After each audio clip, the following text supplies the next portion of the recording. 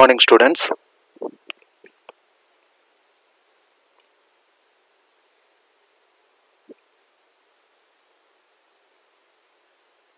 So in the last class we were discussing about RDBMS SQL JDBC, which is the very last topic before your second assessment. So in that we have covered these first four topics. In the last class we have seen about introduction to RDBMS, Oracle 11j introduction. We have seen select different ways of using the select, and also we have seen how to use the where clause in order to restrict or sort the data. For that purpose we will be using where clause. So all those uses we have just discussed. So rest of the things we will try to finish today, and we will put full stop to this RDBMS SQL JDBC on the whole. And yesterday few of them have raised some queries and posted some screenshots regarding the issues that have been encountered during the installation of Oracle 11g. And I clearly said, if any of the files were missing while you are downloading or after you have pasted, if your laptop contains some virus, then some of the files without your knowledge might be destroyed. Apart from that, there's nothing problem.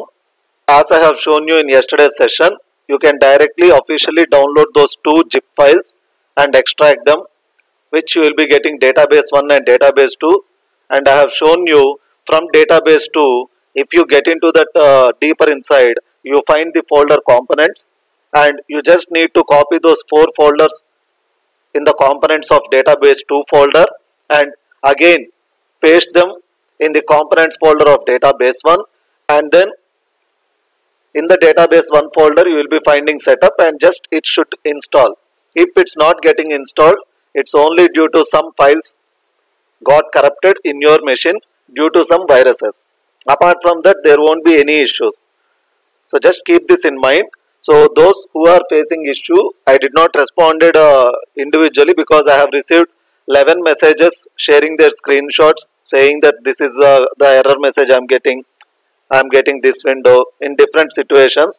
But just remember the point that nothing you need to do apart from what I have said you yesterday, and only thing you just will be performing is setting of the password. So if anybody is facing issue during the installation, just understand that it's purely that viruses in your system, due to which some of the files might have got corrupted. So just try to once again extract the zips and try to reinstall it. You might be getting it installed.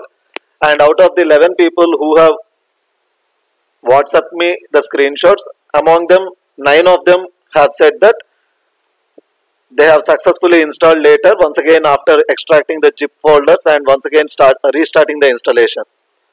So that's the only issues you will be facing. Only 2 people have not responded whether they got it back or not. But just remember the fact that it's only due to viruses. If any of the files get corrupted, installation fails. Otherwise, everything will go smoothly. Only password you just need to set it, and rest of the things you can just work it on. And yesterday also I have shown you in the Eclipse IDE for the first JDBC program what I have created. You have seen that how did we add the external jars, and after adding external jars also, if you are getting the class not found exception, as I have shown you, expand the jar, that is the OJDBC jar. Once you expand it and check whether you can see that Oracle driver. So that's the only thing which you need to check for, because if the driver you can see from the jar, then definitely you will be able to execute it without getting any exception raised, that is class not found exception. If you get class not found exception, definitely the jar may not have this particular Oracle driver class. If it is having, then it might have been corrupted. So that's the problems you will be facing with the database connections. So just remember all these points and we shall move on to today's session. So yesterday we have discussed up to this restricting and sorting data. So now we will cover the remaining topics. So very quickly, because most of you might have already known these DDML and DML commands. Very quickly, I'll just move ahead so that I'll move with the types of JDBC drivers. And today's agenda is we'll just quickly discuss the 4 types of drivers. Even though I said as per industry standards, we are going to use only the type 4 driver, which is the thin driver. So we will just quickly navigate through the different types of drivers, and then we will discuss the metadata characteristics. What is metadata? I already said you yesterday. It's nothing but data about data. That's what the definition of metadata is all about. So you just need to understand, you will be getting lots of information with regard to the data as well as the database. So whatever the relations that you have been creating into the database, you can just extract all kind of information with regard to the relations that you are being creating. So that's what you will be able to achieve with the metadata characteristics. So that's what we are going to just examine once, and then one last thing which I am going to skip it in this particular thing is the very last concept. Here you can see using callable statement and transactions. It's only for your knowledge purpose, but as part of the training this is not required for us, because you are not going to deal with any kind of transactions at the end of the project also. So when you are dealing with projects, then you require these transactions, and callable statement you require only when you are dealing with the procedures in database. So those who have studied DBMS subject, they might be understanding when I am saying procedures. So you can create procedures in databases. So when you are dealing with procedures in databases, then you require this callable statement. So this callable statement is required in order to execute a method called prepare call, and then you are going to invoke the procedures from the databases, and that procedures will contain the code that is going to be performing some operations over the database. So only for invoking the procedures we use this callable statement. Apart from that, we don't require this callable statement at all. And as I said, we are not going to discuss any of the database procedures in this training. That's the reason I am going to skip this particular last topic, as no procedures are going to be explained by me. And similarly transactions also, we are not going to deal with any of the transactions. So if you are going to deal with the transactions, then you will just require those 2 commands, that is commit rollback and grant. So those you just require. Anyway, as I mentioned, these 2 I am not going to discuss. So if you require, you can just use this PDF for your understanding, and you can just create a procedure of your own in the database, and then once you create the procedure, then you can use the code which is there in this PDF, and you can experiment it on your own. So that's the only thing I am skipping it. Now coming to the manipulating data, it's nothing but the DML operations. So here these are the things which you are going to perform as part of the DML. So inserting rows, updating rows, deleting rows, and controlling the transactions. So these are all the things which we are going to see. And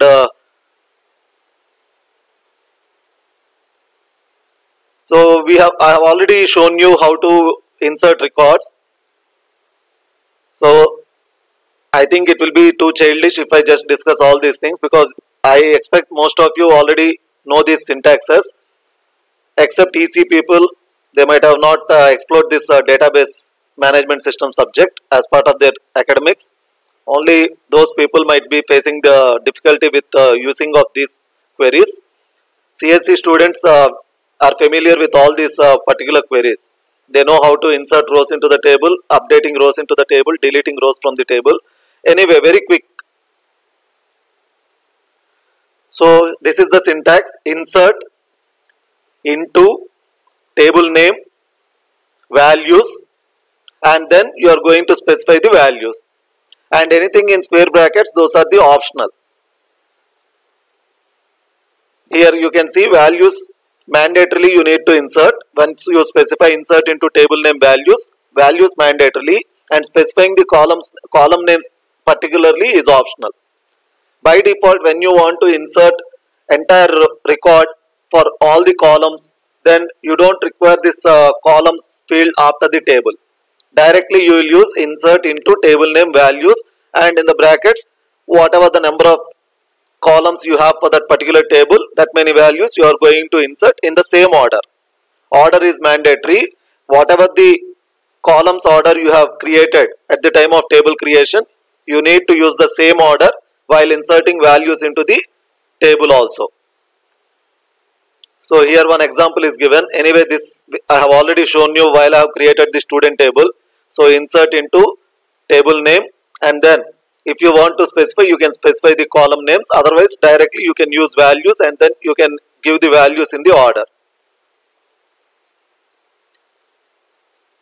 So here you can see this is the implicit method. So omitting the columns from the column list.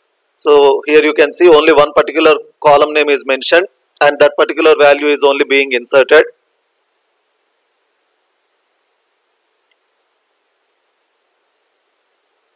And if you want to insert null value, that is also permitted. Like this you can use, unless while table creation no constraint like not null used. If while creating table, if not null constraint was used, then you cannot insert a null value to that particular field. Just remember that point.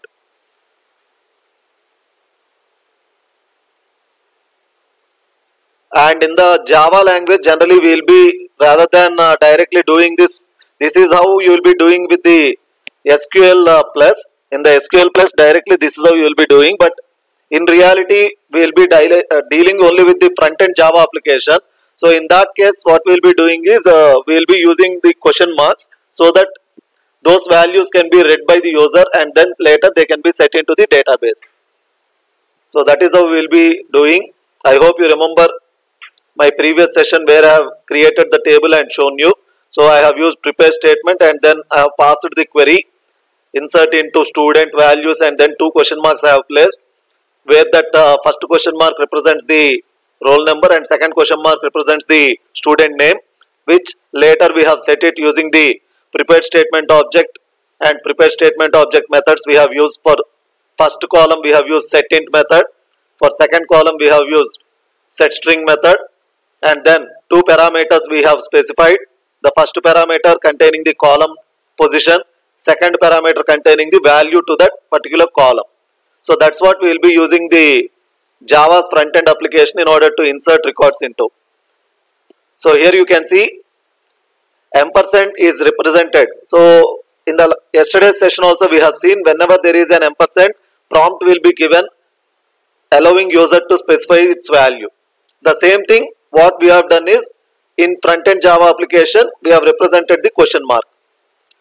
Rather than passing value directly, we are representing question mark, and later we are just setting its value by the prepared statement object dot setInt or setString approximate method we use in order to insert the record. So if you use ampersand, you can read the values from the user.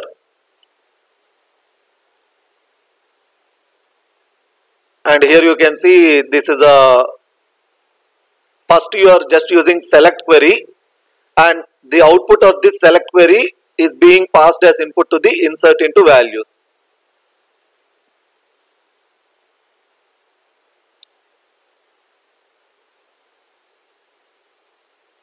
So this is for the update query. The syntax is update table name, set keyword, the column name with value, and where clause at particular point. I mean the condition you are going to specify, because you are not updating everywhere now. If you want to update everywhere, ignore where clause. That's the only thing. If you ignore where clause, everywhere it will be updated. If you use where clause, whatever the condition that matches, only that particular place the set value will be set. So that's the only difference. Here you can see the first one, update inventories table, set warehouse ID value to 7, where product ID matches with 3108 only.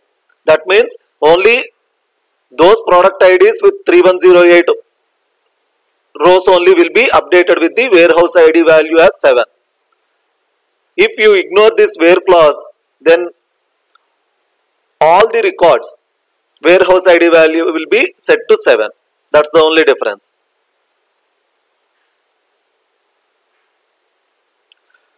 Anyway, for our project assessment purpose, you don't require any of these queries.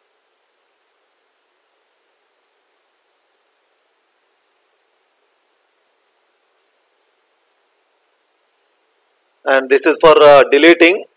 So delete from table where condition. So if you use this, you can remove records, I mean the entire rows where that particular condition matches. And if you don't use, then all the rows gets deleted, but still the table structure exists. Only thing is, but no records will be available for retrieving. So that's the only difference. Here you can see, when the condition is given using the where clause, only that particular records gets deleted. When no condition is given using where clause, then all the rows gets deleted. That's the only difference you just need to remember with regard to delete. So this is another way of representing. So here, rather than giving the condition directly, you are retrieving the condition using a select query. So whatever the output of select query will be there, that will be the condition for deleting the records. So truncate will destroy the structure as well. That's the only difference, because while you're using delete, what you are doing is you are just truncate will delete only the records, rather than structure is still intact. So you just require drop command for destroying the structure also.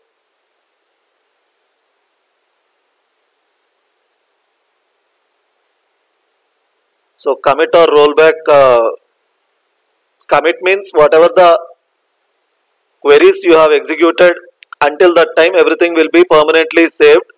Rollback means everything will be rolled back to the earliest commit.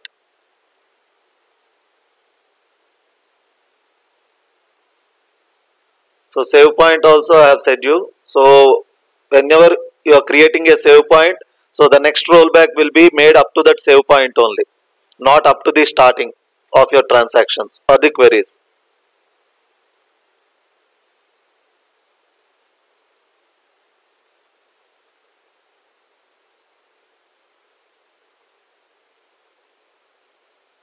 So I hope you can understand from this.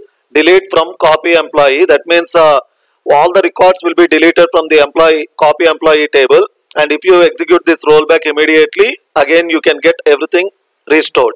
That means all the records again they will be there in that copy employee table.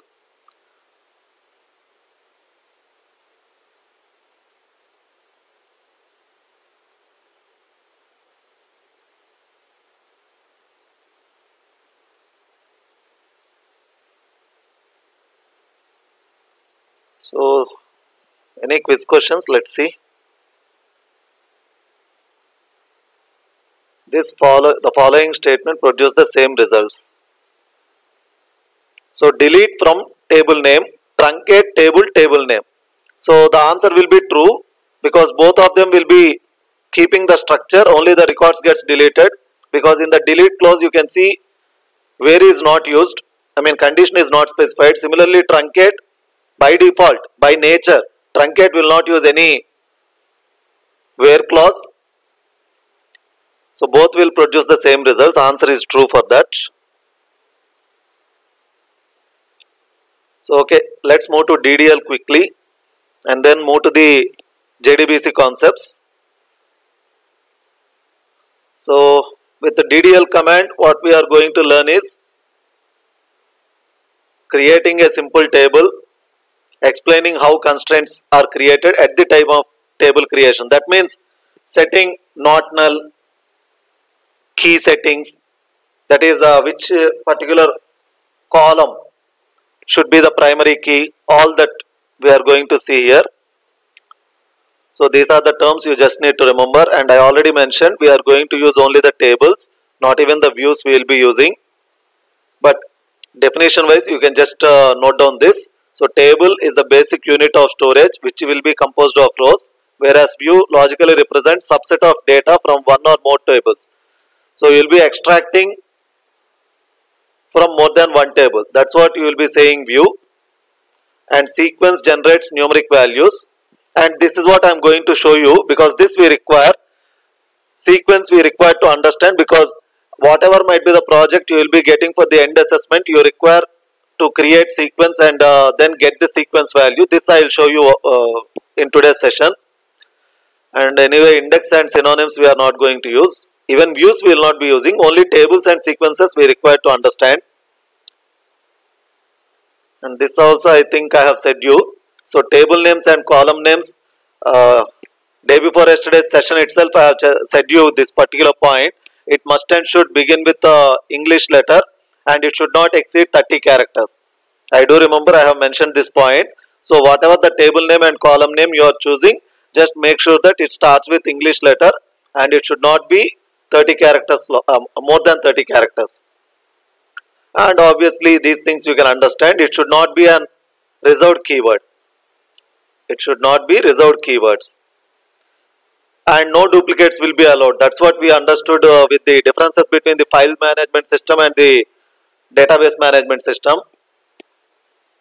In the day before yesterday's session, when we have seen the differences between file management system and database management system, we have seen that point also, because file management system has a disadvantage of redundancy, whereas database management system avoids that redundancy, because whenever you have a table existing already, if you try to create another table with the same name, definitely it will not permit you.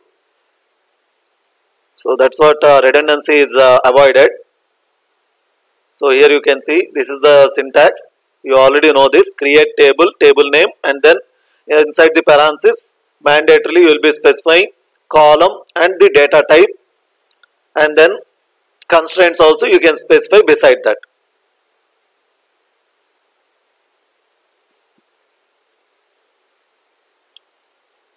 So if it is with related to multiple users, this is what you will be doing. So select star from user b.employees, because user A is trying to access user B's records now. Then select star from user b.employees. If it is of user A, directly he can access anyway. And this is only permitted if user B gives permission to user A to access. This is permitted only if user B gives permission to user A to access. Then only this can be possible. Anyway, as part of the training, I am not going to show you any creation of multiple accounts and all that.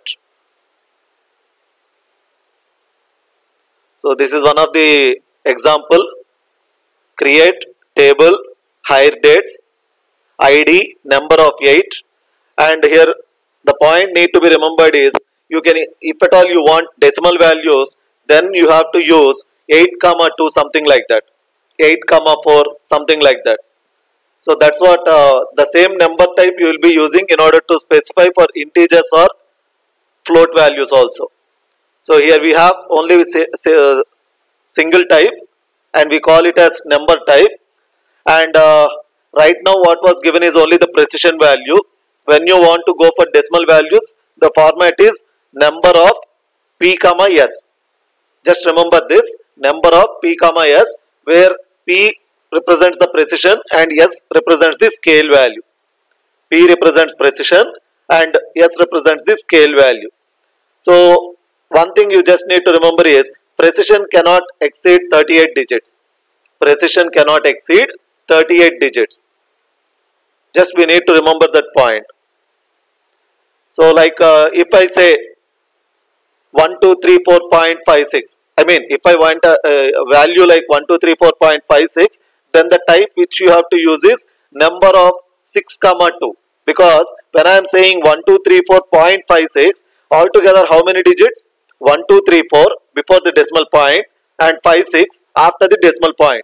That means altogether 6 digits. So you have to use number of 6, 2, where 2 represents the number of digits after the decimal point. Number of digits after the decimal point. So that's how you will be representing. So number type is used for representing integers as well as the real values. For real values, you have to use p comma s format, where p is the precision which cannot exceed 38 digits, s is the scaling factor. and whatever the scaling factor you are going to mention, that also should be within the range of -84 to 127. This is as defined by the Oracle. This is as defined by the Oracle standard document. So it should not exceed -84 to 127 values. So this is the point you just need to remember. Next, this is another way of creating. Create table, the table name, ID, number of 3. So when we say number of 3, you just need to understand that it will not exceed 3 digits. ID will not be exceeding 3 digits. You can just try and see what happens when you try to insert 4-digit number. I'm just giving you as a task.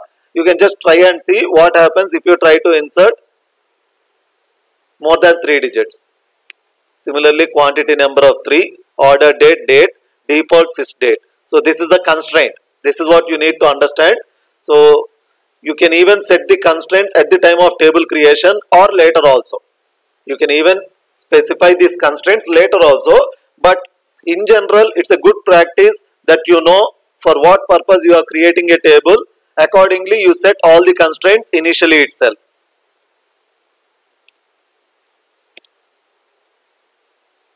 So order date we are not going to specify. By default it will take the system date. That's what the point to be understood here. So here you can see describe.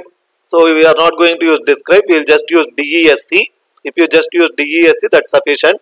Space table name will give you this table like indicating you the description about the table, all the column names, and then if any null constraints are there, and then the types of each and every column. So this is what the description you will be getting. I think in last class I have shown you this particular description. So you can just use the command DESC space table name, which provides you information in a table containing names, types of each and every column, and if any of the null constraints are there, then you will be getting that. And these are all the data types. So we will be using for strings varchar2. So earlier we used to use only varchar, but later on varchar is not being used. We are using varchar2 only, because one reason is it will be storing only up to the length of characters given. Even though you are specifying varchar2 of 100, and if there are values of varied length, then depending on the length only the storage will be there. This is one reason. Another reason to go for varchar2 is it can store up to 4000 characters. It can store up to 4000 characters. This is also another reason why we are using varchar2. First reason is, rather than a fixed length of memory storage, it just consumes based on the string length that you are going to store into that particular value. And second reason, it can store up to 4000 characters. So these are the two reasons why we are going for varchar2. And another thing what you need to remember is, varchar can distinguish an empty string and a null. I mean capital letters NULL. Whereas varchar2 will not do. So this point also need to be remembered. I don't know whether it will be asked for assessment or not, but this is the point you just need to remember with regard to varchar2. First thing, memory consumption effectiveness will be there. Second reason, can store up to 4000 characters. And third reason, sorry, it's not reason, one limitation is it cannot differentiate the empty string and the null. It cannot differentiate the empty string and the null, whereas varchar can do that. Varchar can do the differentiation of empty string and null. And similarly char, here as you can see, fixed length character data. So this is what I was saying, number of p comma s. P represents precision, S represents scale, and date. So this also I have said you in the yesterday's session. So date also will be in DD, MON, YY format. And long character data, raw and long raw, binary data, binary file. So all these here you can see the descriptions. And these are the date time data types.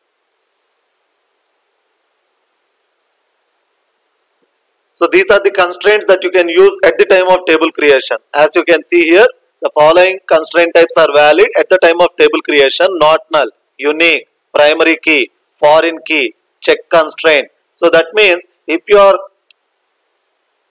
using this not null for a column, I mean if I am saying create table student within the brackets ID number of 3 space not null, automatically you must understand that you cannot leave it empty.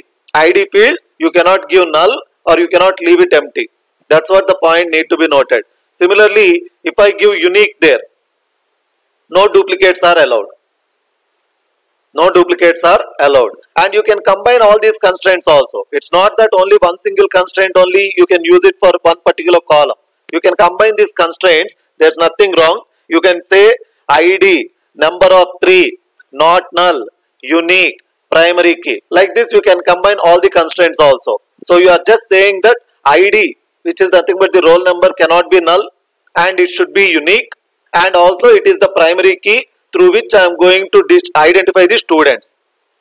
I hope you are understanding. So you can combine these constraints also. It's nothing like only one single constraint for one single column can only be used. And these are the constraints you can use. And foreign key also we have seen in yesterday's session. So when you have another table which is referring to this particular primary key attribute, that becomes the foreign key there.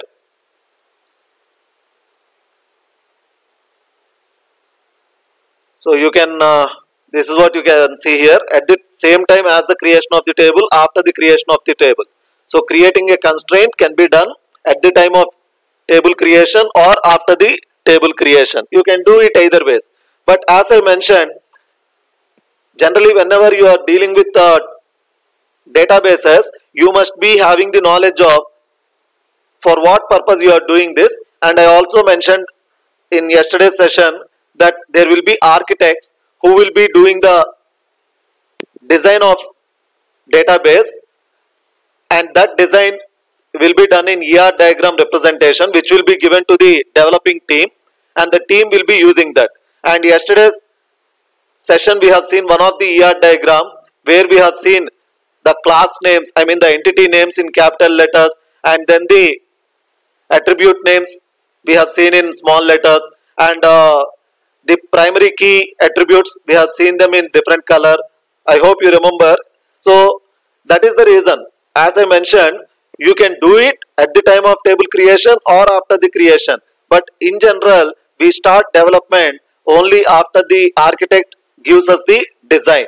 So in the design itself it will be mentioned everything completely, what are the attributes and what are the types and what are the constraints, everything will be mentioned in the design itself. So by seeing the design, immediately you will be understanding at the time of table creation only what are the constraints we have to impose with regard to each and every relation.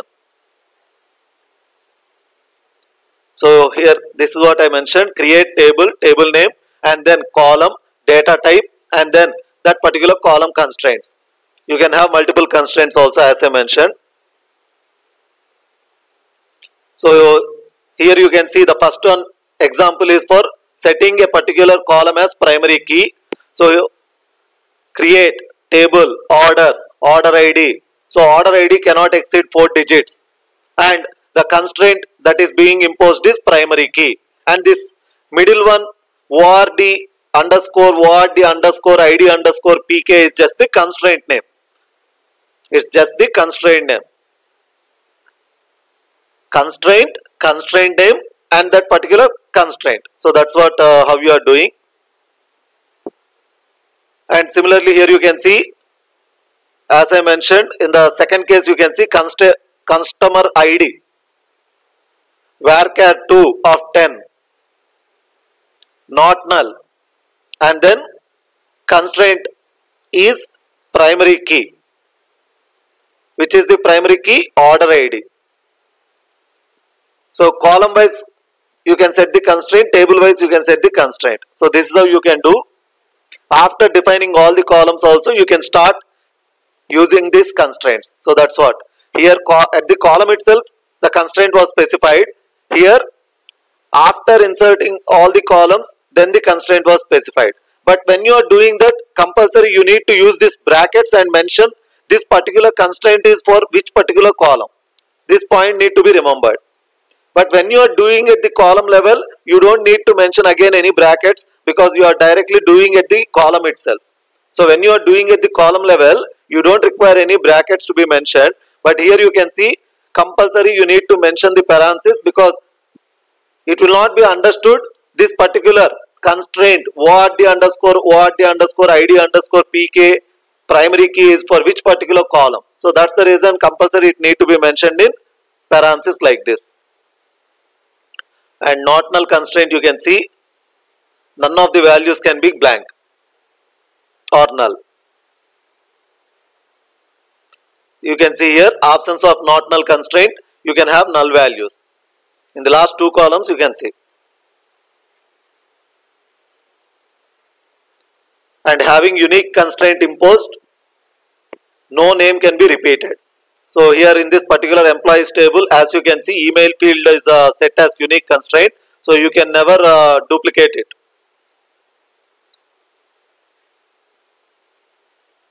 So here you can see if this is the table and if JSmith is inserted into the record with email JSmith, and next time even though the employee ID which is primary key is different, but still you cannot have this same mail ID being used for new record.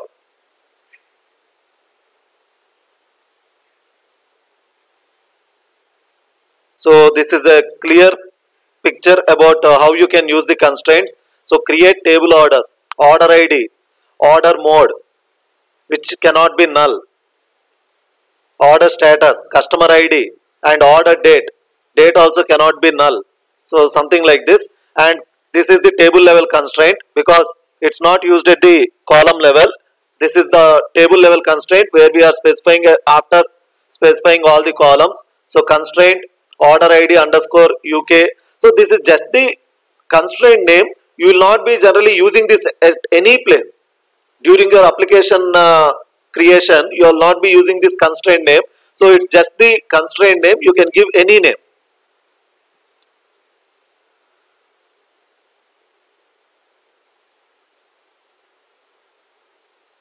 So the foreign key how you will be using you can see here.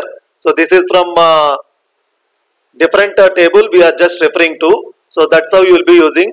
So constraint, order ID, order inventories, foreign key column is order ID, and this order ID is referencing from inventories. This is how you will be invoking the foreign key constraint. So when you will be having two tables where one of the column is referring with the primary key of another table, then you will be imposing this foreign key constraint, and this is how you will be using. So here you can see there is a inventories table, and inventories table is containing order ID column, and that order ID column is a primary key in inventories table. So in the orders table what you are saying is whatever the order ID is there in this orders table, it should be matching with the order ID value of the inventories tables order ID. So for that reason we are using this, whatever you can see in this blue box. So constraint order inventory foreign key order ID references inventories order ID, and this is the table level constraint which is specified later.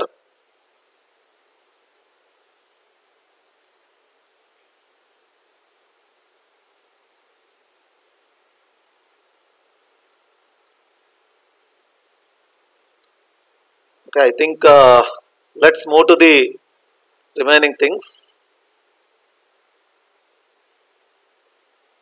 So alter command. So by using alter, what you can do is you can rename a column, you can drop a column, you can add a new column, you can modify the type of the column, you can set the default value for a column. Everything you can do using the alter command. So all these things you can just do it with the alter command. Here you can see alter table orders read only. alter table orders, read write. So like this. So this is what you will be doing by using constraints. So you will enforce rules so that while inserting anything or while updating anything or while deleting anything from the table which you created, you are enforcing the rules. So these are all the things you can just do by restricting. Okay, very quickly. So this already I have discussed about the introduction to JDBC.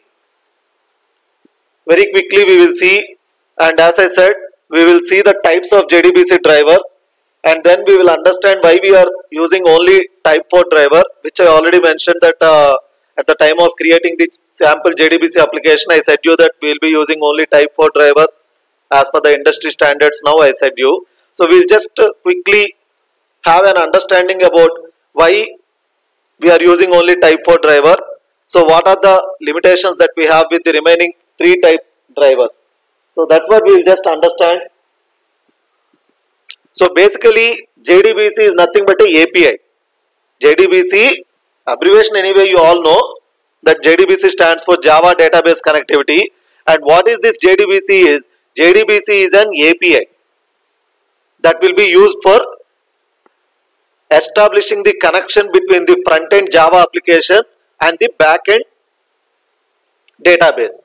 The database can be anything.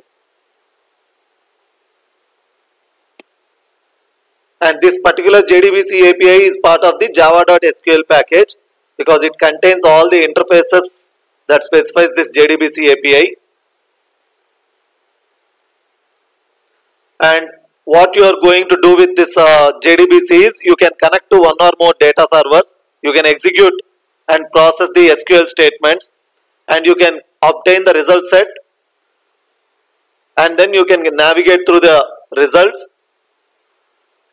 Similarly, you can even get the metadata. Regarding metadata, I will show you from the JDBC program what I have created. From that only I will just show you how to use the metadata, everything. And this is what the architecture, and here you can see the 4-step process. So this 4-step only I have said you in 5 steps. So basically connect I have said you in connect itself I have divided in 2 more, that is loading the driver and then connecting I said. So here connect itself is comprising of loading and creating connection. So that's the reason here you can see 4-step process only. So connect, querying, processing results and closing. Yeah, here you can see the division anyway. So connect, again further divided into 2 steps, registering the driver, connecting to the database. So the same thing which I have said you in 5 steps. So first you will register the driver and then you will connect to the database using the driver manager.get connection which we have used in our case, and then we are going to create statement or prepared statement in order to execute queries, and then we will process the results using execute query or execute update. So execute update method we will use it for various kinds of queries, whereas execute query method exclusively we use it for select queries. And then finally we will close the connections and statements that you created. And just make sure that once you close the statement, then you cannot execute any of the queries. If you want to execute queries after closing the statement, once again you need to prepare a new statement. Similarly, after closing the connection, you cannot perform any operations with the database. For that again you need to initiate new connection.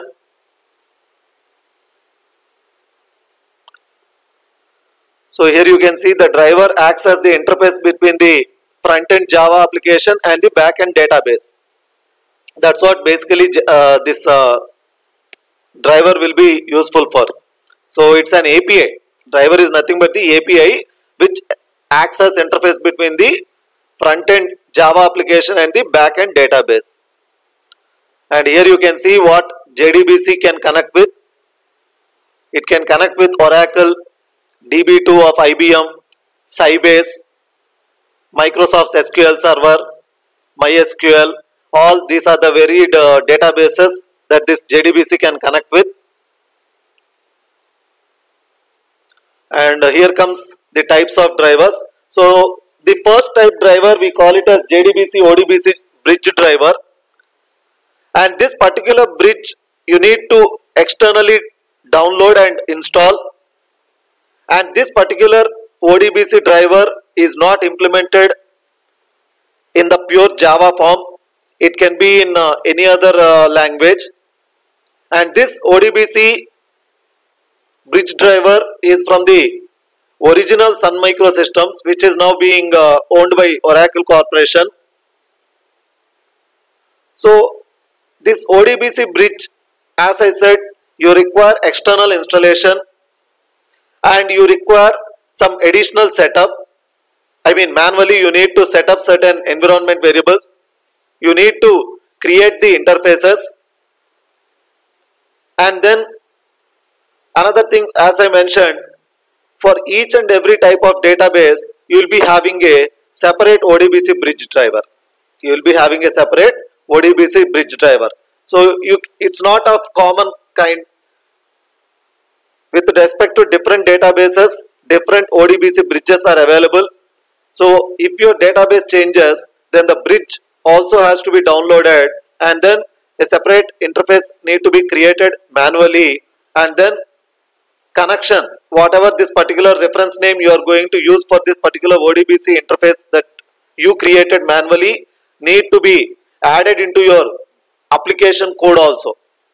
Understand the things what you need to do for using this particular type 1 driver. So that's the reason nowadays we are not using this particular ODBC bridge, and those accountants kind of people who have the front end application which is being designed by some company, and their application will be requiring only MS Access, then what they can do is, if always they are going to use only MS Access, by default with Windows they will be getting this ODBC bridge of MS Access. So directly they can have their front end application connected to the MS Access database. So those who are not going to change their databases, and they can just set up this for once by downloading the corresponding bridge and then creating an interface and then adding that particular reference to the front end application. Those who are not going to change their database forever or for over a long period of time, they can use this particular thing. And point need to be noted is, as I said, the bridge is not implemented using pure Java, so it can be of non-Java code also. That's the reason the performance also will not be that effective. And we, being the developers, will be working for a company and we will be having varied clients. I mean, different types of clients, and each and every client will be having their own requirement of database challenges. So for that reason, bridge drivers will not be using in the real-time application developments. That's the reason nowadays nobody is using this JDBC ODBC bridge driver. And second one is the partial Java driver. This is the other name that will also be used, even though it's not mentioned here. So this is the type 2 driver, which is said to be native JDBC driver. We also call it as partial driver. And this particular thing, as you can see here, each and every vendor specific libraries are being provided. That particular libraries will be designed in C or C++, and these vendor specific drivers need to be installed. These vendor specific drivers need to be installed, and this uses the native code library. When we say native code library, understand that it's not the pure Java code. The traditional coding languages, whatever might be there, that might be being used. And for this vendor specific libraries, you require the communication. As you can see, whatever your client machine is there, it should be communicating with the vendor database library, which in turn communicates to the actual database server. From the diagram you can understand. So your front-end application will be communicating to the vendor-specific database library, which in turn communicates to the actual database server. So that's what you can see from the diagram also.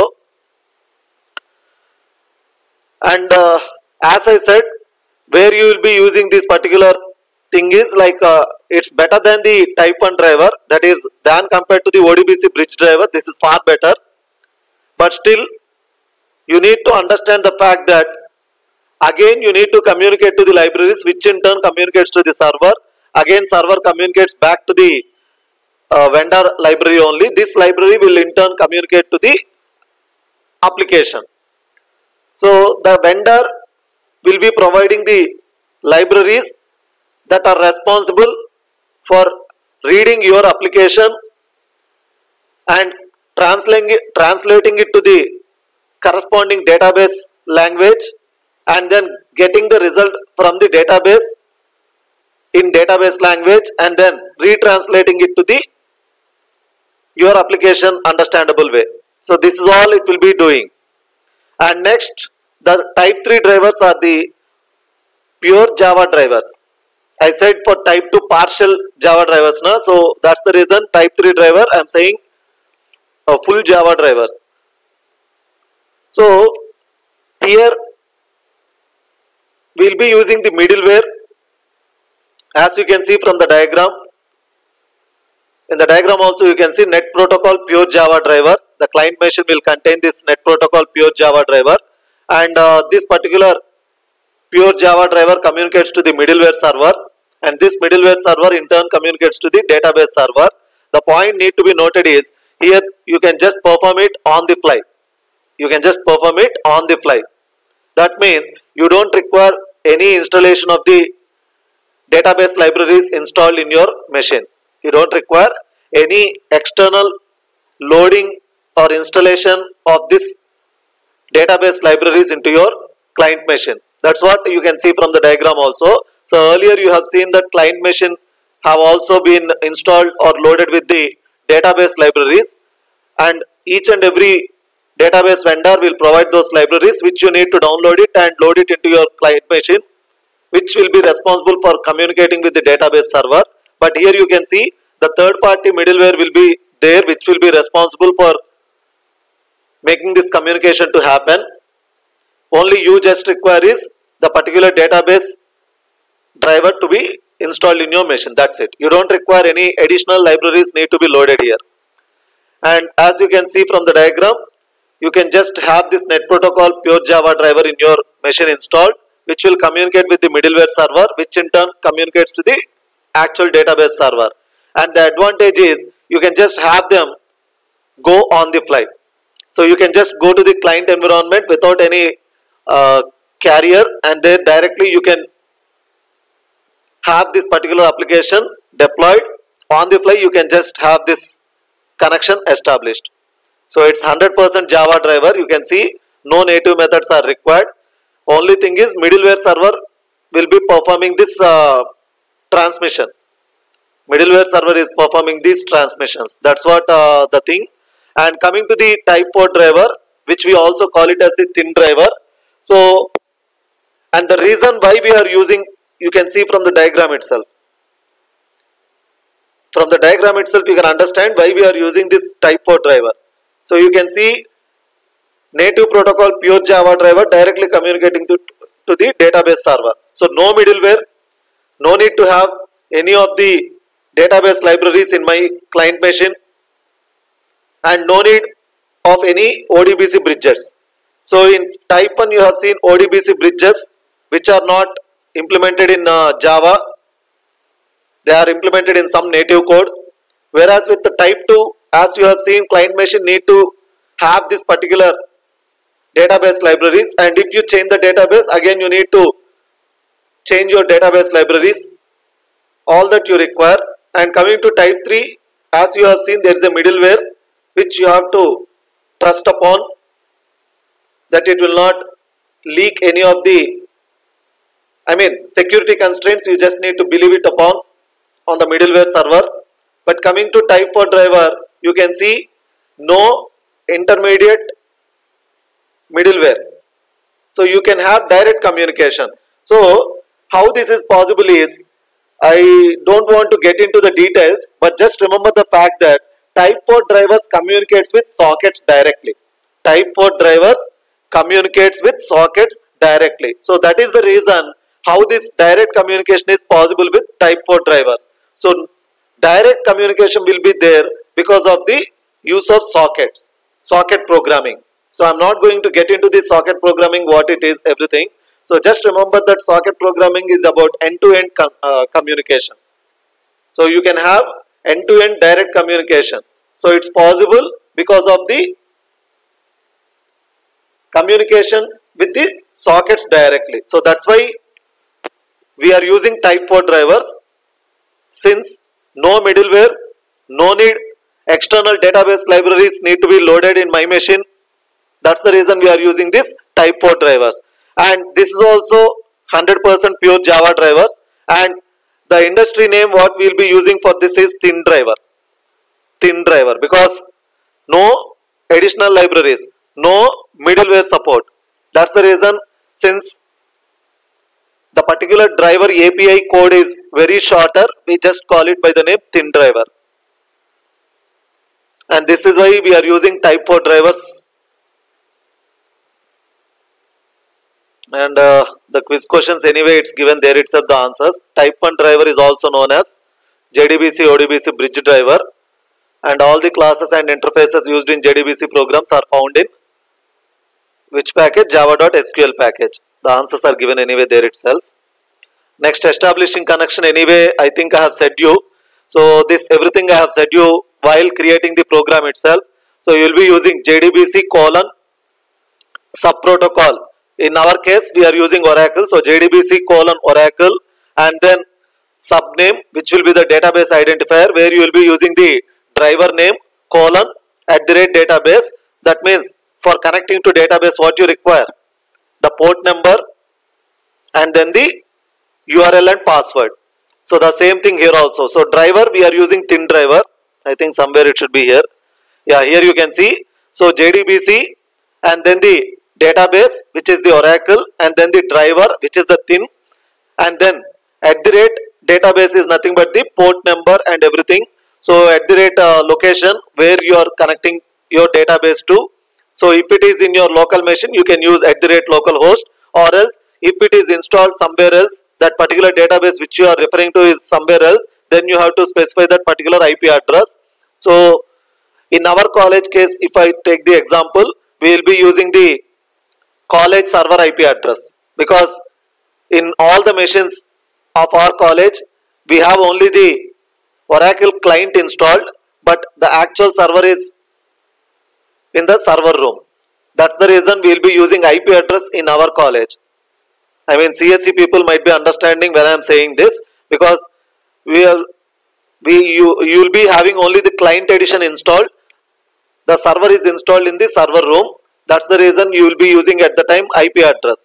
So even for our local machine also you can use the IP address, which you can get it by using ipconfig command in your command prompt. You can get your IP address. You can even specify @IP address also, but still by use of @localhost, it makes me simple to understand that I am running on my local machine, and then the port number and then the service name. So this is what you can see. You can either use like this @localhost, or you can use it with the IP address. So it's up to you. And this I have already shown you how to find the service name and the port number of the database service. I hope you remember. Yeah, you will be, and this is what the same location for me also. That's the reason even I have installed and set up in E drive.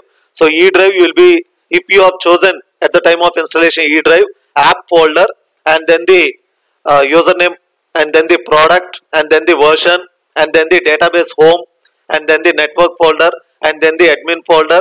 In that you will be finding the file name tnsnames.ora, something like this, tnsnames.ora file. In that you can see the service name and port number, as you can see here. I have already shown this service name and port number. This is how you can find it, so that you can use it in the connection. Yeah, here you can see port number, service name. and these all things you already know. So how you will be loading, and here example is given, and this is for the type 4 driver, and this is for the ODBC bridge driver, sun.jdbc.odbc.jdbc ODBC driver. Now we are not using this, and this is for the ODBC bridge. And getting connection, we already have seen this also, driver manager dot get connection. Yeah, so register the JDBC driver, answer is given there itself. Option B, class dot for name oracle dot jdbc dot driver dot oracle driver. And for second one, how do you create connection? Option D, driver manager dot get connection of URL, username, password. So it's not like create connection. Okay. Okay.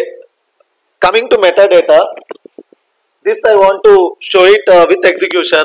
So what is metadata? As I said you, metadata is all about data about data. Metadata is nothing but data about data. And this I also mentioned in yesterday's session also.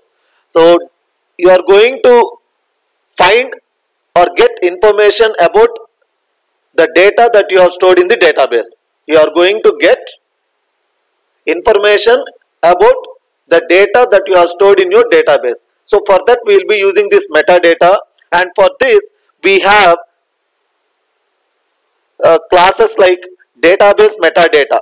We have database metadata, which you can just get the object of database metadata by invoking the get metadata method over the connection object which you created, and then you can get various informations by using this particular database metadata object. So let's see it practically.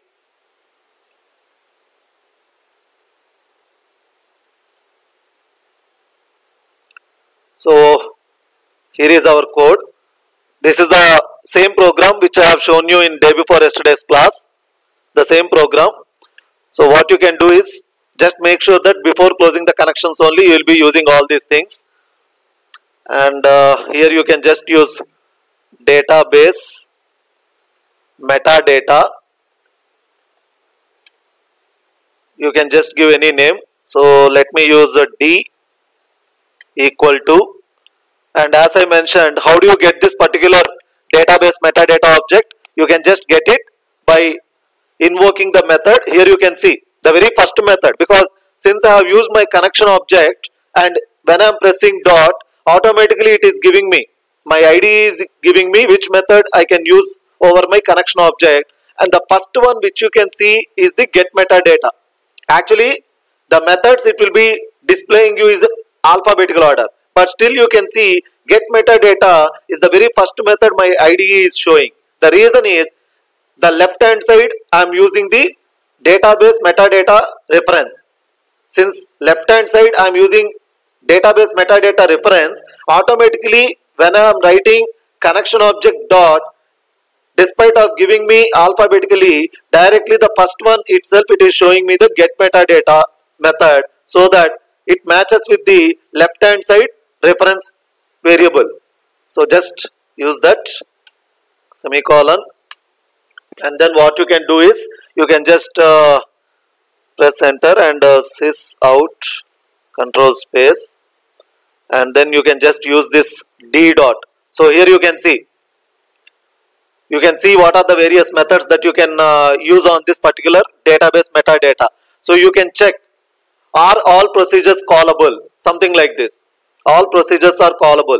So boolean represents it is going to say true or false. If all the procedures are callable from this particular database, then it will give true. Otherwise it will give false. Next, all tables are selectable. If all tables are selectable, it will return me true, else it will return me false. Next, if auto commit failure closes all result sets, it will return me true, else it will return false. Something like that.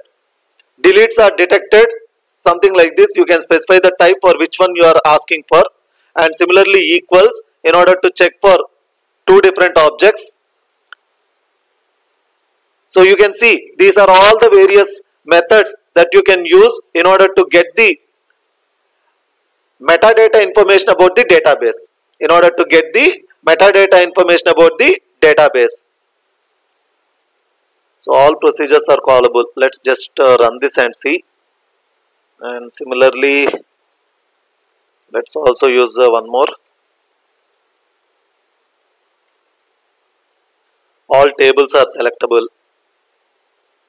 Okay, let's just see. But just understand, by using this connection objects get metadata method, it returns the database metadata object through which you can just get the metadata information about the database.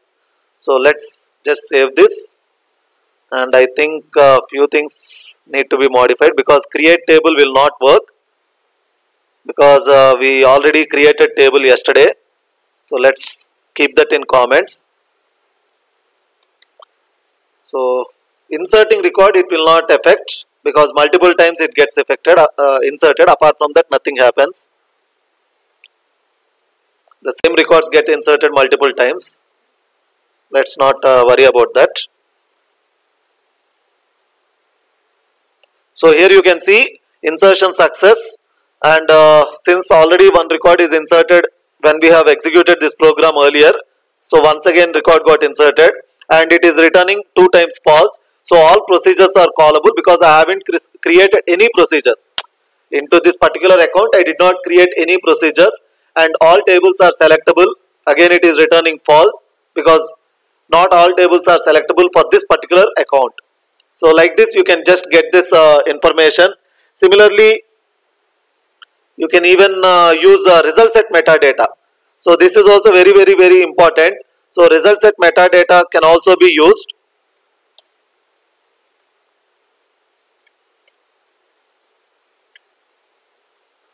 And this you have to use with the result set object. So my result set object is rs. So rs dot, and then you require the method get metadata. Yeah, here you can see get metadata. So the return type also you can see result set metadata. So now you must be understanding why on the left hand side I have taken the result set metadata. Okay. That's the reason it did not give me. I have written result metadata. That's the reason it did not give me starting. Result set metadata. So now the red highlighter gone. So a semicolon missing. So result set object invoking the get metadata method will return me the object of result set metadata. And what all you can do with this result set metadata object? So you can get the column name, you can get the column type, you can get the column type name. Like that you can get various things with this result set metadata. So let me show you what are the things you can just acquire from this. So let me use a for loop because I'll be having more columns. Even though in this I know that I have only 2 columns, but still general way of using result set metadata is and I hope you can understand why I am starting from 1 and not from 0, because with respect to table the first column starts with index 1 only, not from 0. That's the reason I am using that. Result set metadata object dot. Here you can see the first reference always it gives you the appropriate one based on the location where you are using, based on the object with what you are using. That's what the advantage of using IDE. So here you can see the first one. Since I am using it in the for loop, automatically it is giving me the reference get column count, because the left hand side variable is the I variable, which is an integer. I hope you are understanding. The left hand side variable here you can see I, which is an integer. That's the reason, since I am using it with the relational operator, it understood that I am supposed to use this particular thing. So get column count, and then obviously you know what you need to do here. And now let's display few informations.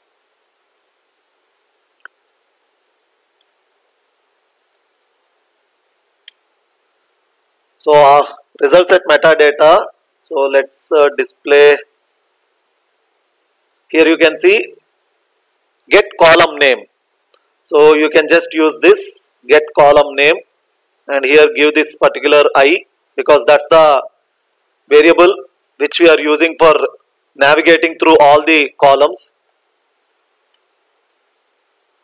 Again what we will do now, rsmd dot, now we will display the type, we will display the type, that particular type. And similarly just see one more,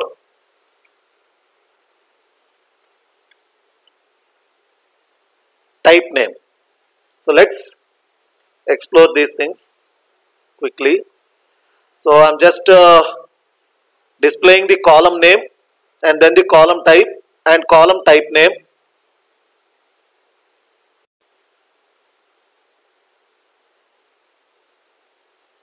So don't bother about up to this, because that's only every time I run a record is getting inserted with 1 and Krishna and the same things getting displayed. And here you can see ID, that is the first iteration. Column name is ID and column type is 2.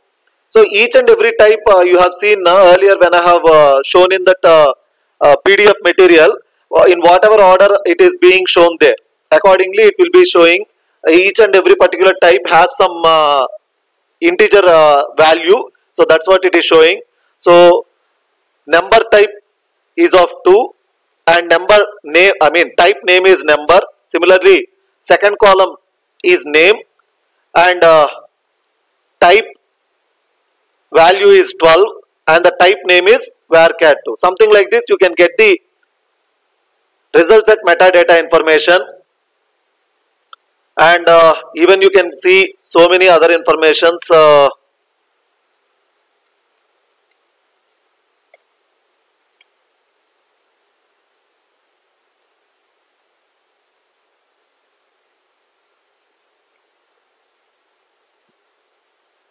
Here you can see various things like here you can see get URL. These are the various methods which you can use with the database metadata object also, even though we have seen some all procedures something like that, but still you can examine so many other things. I'll just show with this and move on to sequence, because that is very, very important.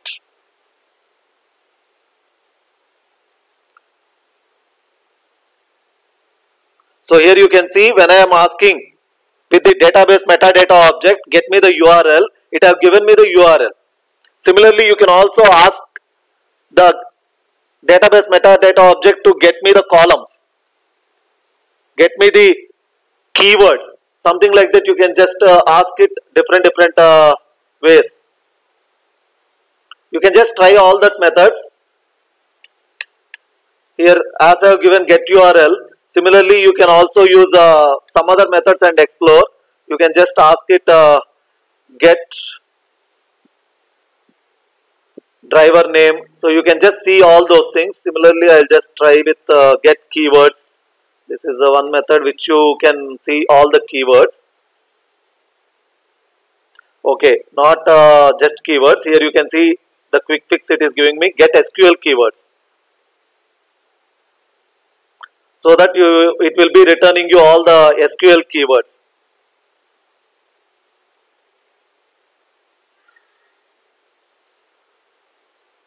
So here you can see it have just displayed me the keywords.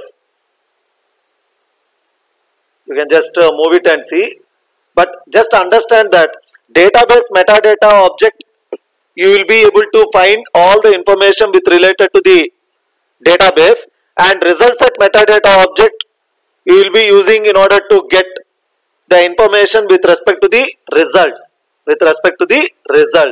So that's the basic difference between the database metadata object and the result set metadata object. So result set metadata will only give you data about the results, whereas database metadata will give you information related to the database. So these are the points you need to remember.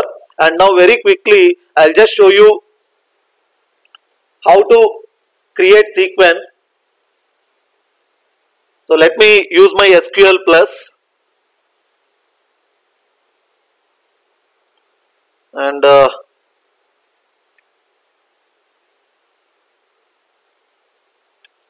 hope the screen is visible now, and I am using my Scott account.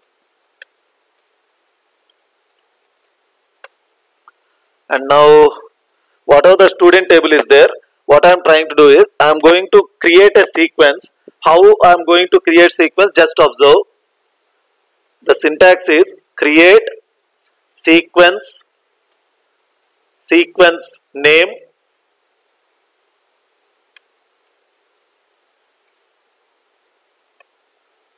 and then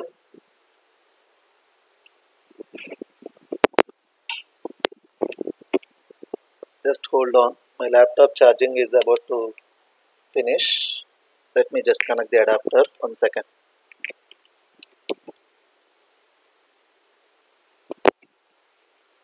Yeah, I'm back.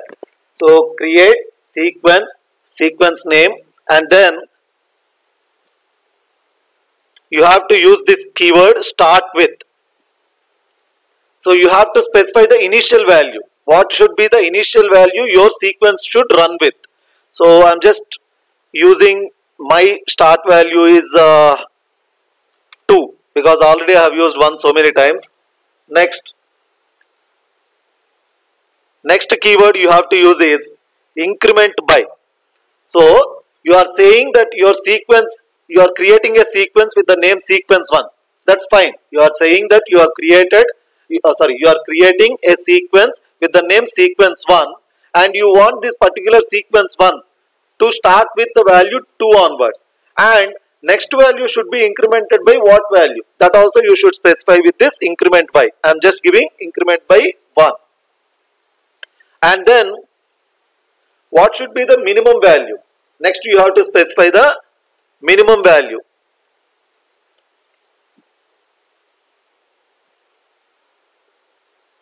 Let me give minimum value also 2.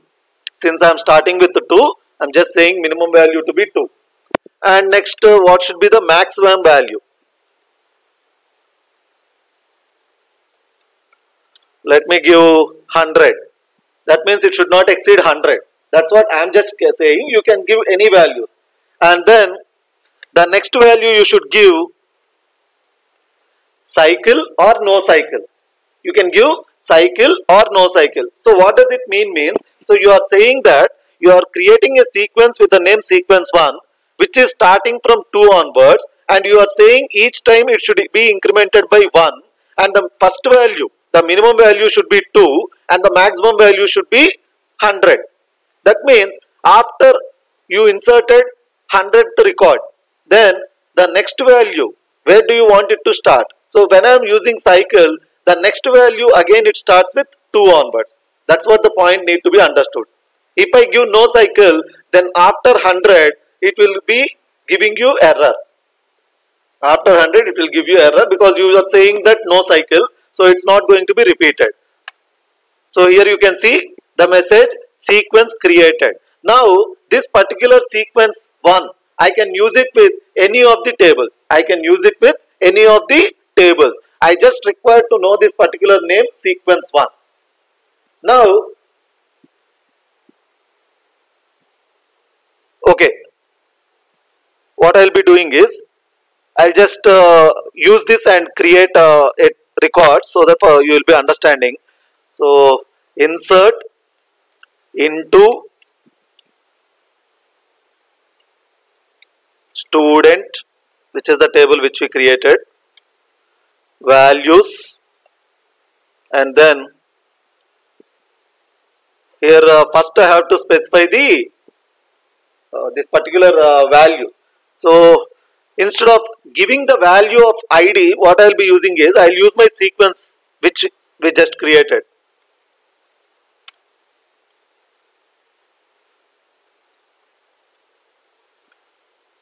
Observe carefully what I am doing. So I am just giving insert into student values sequence 1 dot next val, and for name I am just giving some Kumar.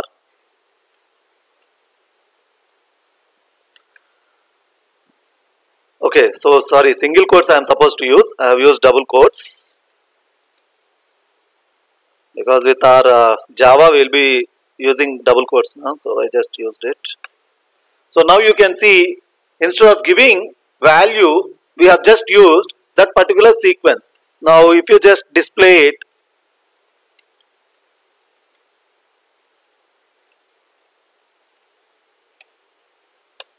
so you can see this particular got inserted. So this is how you will be creating sequence. So once again, just observe how we have created the sequence. So create sequence, that's the keyword, create sequence, and then the sequence name, and then you have to specify your sequence should start with which value, and next you have to specify it should be incrementing by which value. Next you have to specify what is the minimum value for your sequence. Next you should specify what should be the maximum value for your sequence. Next you should specify, do you want this particular thing to be cycled or not cycled. If you specify cycle, when it reaches the maximum value, the next value automatically it will come to the start value. And this particular sequence you can just use it in the tables wherever you wanted. So this is how you will be creating sequence. And how do you use the sequences? By using this sequence name dot next val. By using this sequence name dot next val, you are automatically it will give you the sequence next value. I hope everyone understood. So similarly, you can insert any number of records. So here you can see next value, and now I am saying here lava. One row created. Again, if you just run it and see, automatically you can see that. So this is how you will be generating the sequence. And why I have set this sequence is, now I will get back to the project.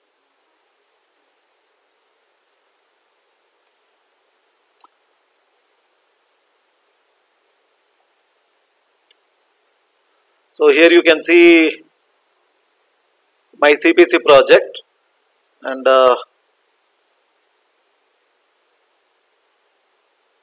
as I have said, I got a flight reservation project. So in this, let me close all these things, otherwise.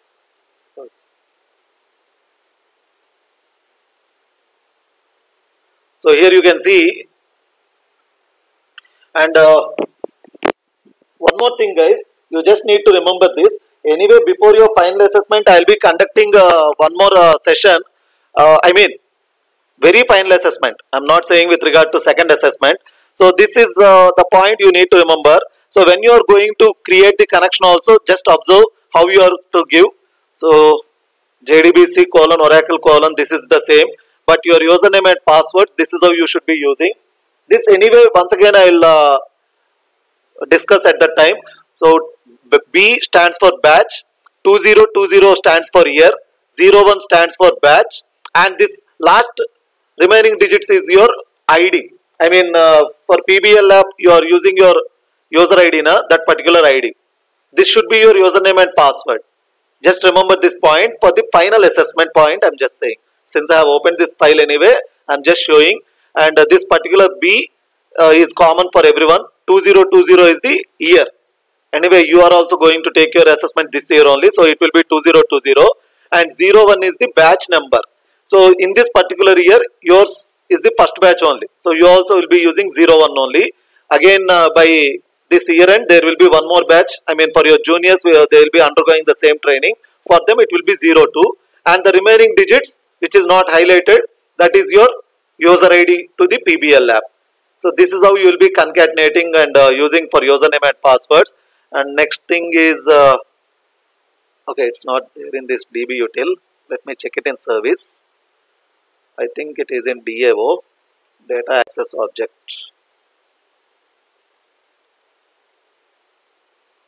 Yeah, here you can see. So this is how you will be using in the projects. Whatever might be your project. Your project might be student reservation system, flight reservation system, bus reservation system, or train reservation system, or it can be any project. But every project, whoever will be getting, just remember this point, that they will be getting the project documentation. They are going to mention the sequence name.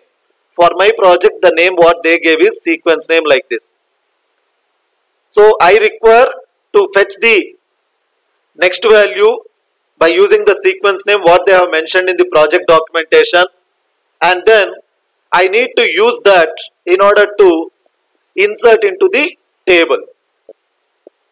Here you can see select sequence name dot next val from that particular, and this is common thing you will be using dual.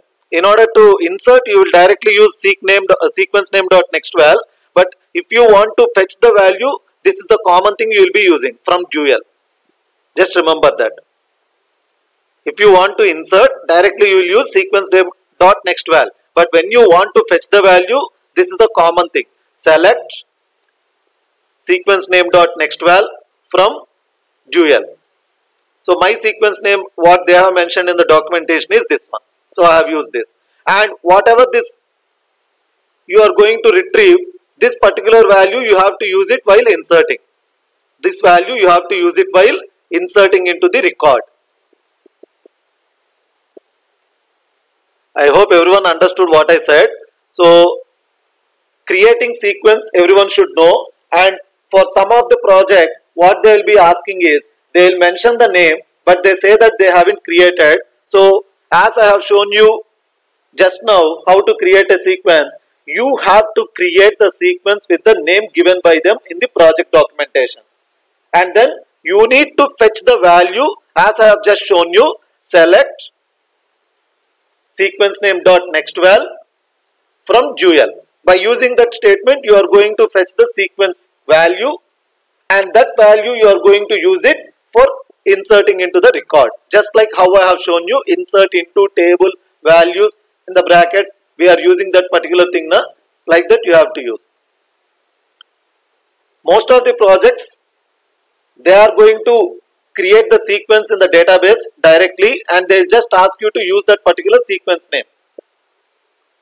For some of the projects, they will say you to create a sequence with a given name and then use that particular sequence next value for inserting into the records. I mean inserting into the table. So this is what you just require, and with this I will put full stop to this particular RDBMS SQL JDBC concepts, because prepared statement also I have discussed already as I have created that particular application, and I said why we require to use prepared statement as per industry standards than compared to statement. Because of its improved performance, we will be using prepared statement, and execute query we will be using along with select statements. Execute update we will use it along with other DDL statements, and metadata I have shown you with regard to both database metadata, how you get information about the database, and also I have shown you result set metadata, how do you get information about the results. And this, as I mentioned, I am skipping it using callable statement and transactions. It's with procedures, because I am not going to discuss any of the DBMS procedures and you don't require them. So I am just keeping that. So with this I am keeping full stop to this RDBMS SQL JDBC concepts. And in next class I will be starting ant tool, and I will show you in Eclipse how to create this ant that we will see in next session. And since I am keeping full stop to this RDBMS SQL JDBC, you should be ready for the second assessment now. You should be ready for the second assessment now. Before the date of the assessment 2, once again I will just give you a recap session, don't worry. But as of today, any queries you have, you can just post it in the comment section, and if everything you understood, you can just post your roll numbers for attendance. Any queries, you can just post it in the comment section, else you can give your roll numbers for attendance. I will be waiting for a couple of minutes.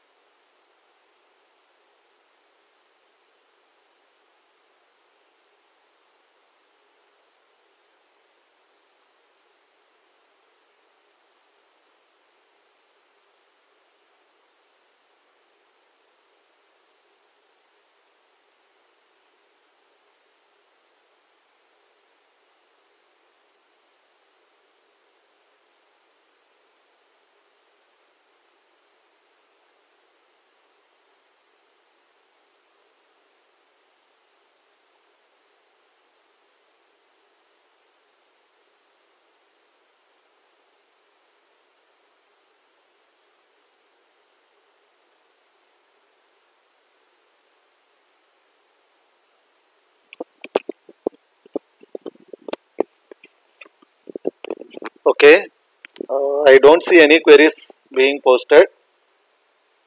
Then I hope everyone understood today's session, as well as everyone understood this RDBMS SQL JDBC completely. If not, you can refer to the last 2 days training sessions also. So with this, we will conclude and meet for tomorrow's AND session. Okay then. Thank you and bye.